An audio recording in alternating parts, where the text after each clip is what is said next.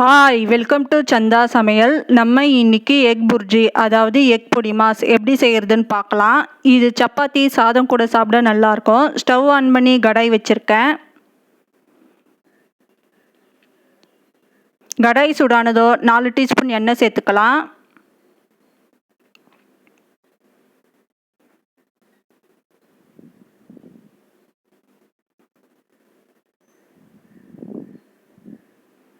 ஒரு டீஸ்பூன் கடுகு சேர்த்துக்கலாம்.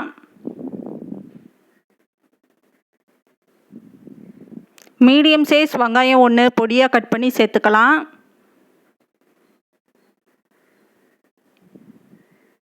பச்சை மிளகாய் 1 பொடியாக கட் பண்ணி சேர்த்துக்கலாம். கொஞ்சமாக கருவேப்பிலை.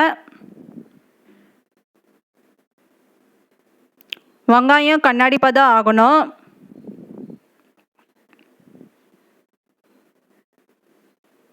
அரை டீஸ்பூன் இஞ்சி பூண்டு விழுது சேர்த்துக்கலாம். இஞ்சி பூண்டு விழுது பச்சை ஸ்மெல் போகணும்.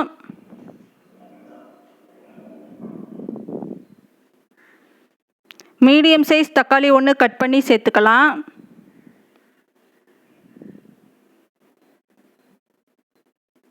கொத்தமல்லி கொஞ்சமாக கட் பண்ணி சேர்த்துக்கலாம்.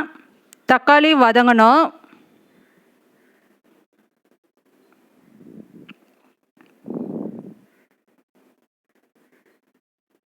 உப்பு தேவையான அளவு.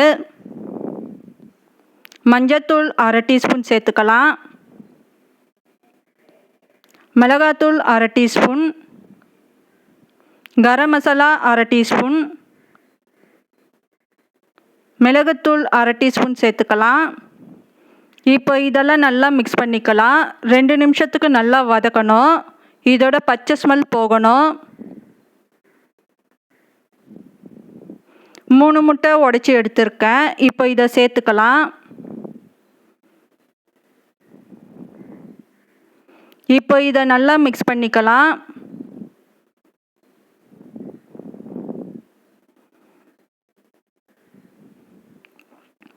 இப்போ நமக்கு எக் புர்ஜி ரெடி ஆயிடுச்சு. இந்த சேனல் பிடிச்சிருந்தா லைக் பண்ணுங்கள், ஷேர் பண்ணுங்கள், சப்ஸ்கிரைப் பண்ணுங்கள்.